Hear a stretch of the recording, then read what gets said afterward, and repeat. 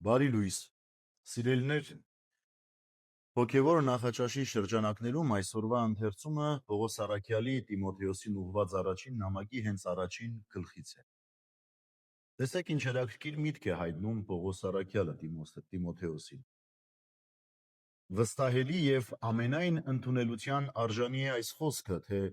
Քրիստոս Հիսուս աշխարհ եկավ փրկելու մեղավորներին, որոնց գլուխը ես եմ։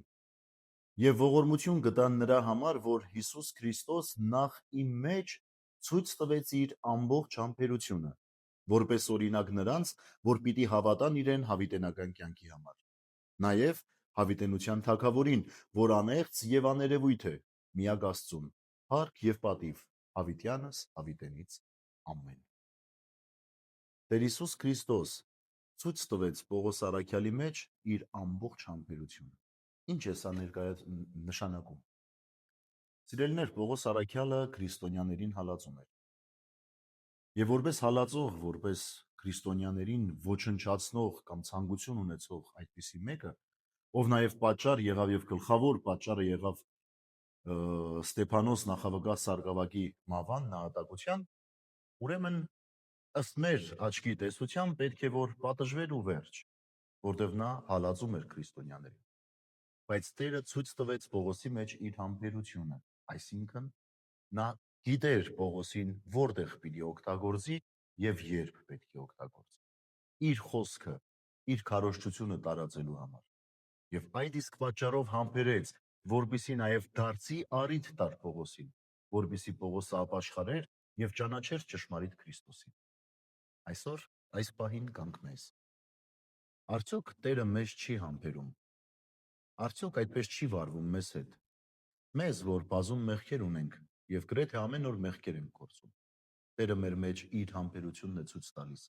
նաեւ առիթներ ցույց տալով, որպեսզի դարձի գանք եւ ապաշխարենք։ Այսպես Տերը յուրաքանչյուր մեկի մեջ է այդ համբերությունը դրսևորում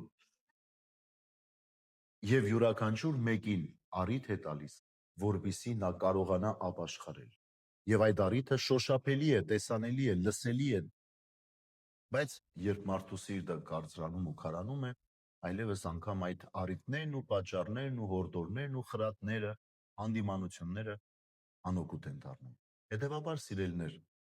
այսօր մենք պիտի հասկանանք, որ Տերը մեր անձերի մեջ իր համբերությունն է ցույց տալիս։ Եվ որպեսզի մենք կարողանանք ավելի լավը լինենք, մենք պիտի այդ համբերությունը ճիշտ գնահատենք, մեր ապաշխարությամբ գնահատենք։ Դառնանք դեպի Աստված, դառնանք դեպի Քրիստոս, վերահաստատենք նրա ներկայությունը մեր կյանքի մեջ։ Եվ այն բոլոր մարդիկ, ովքեր այսօր դեմ են Քրիստոսին, ովքեր հակառակ են Տիրոջ եկեղեցուն, Տիրոջ տանը, պետք է այս գիտակցությունը վերջի վերջը ունենան, որ Աստված մեզ հնարավոր է առիթ է տալիս, որպեսզի մենք ապաշխարենք։ Թող տեսնեն այդ ապաշխարության ճանապարհը, դառնան դեպի Աստված, որովհետև Տերը բոլորի փրկությունն է ուզում։ Իսկ ձեզ բարի եւ խաղաղ օր, սիրելիներս։ Աստված օրհնի ամենքիս։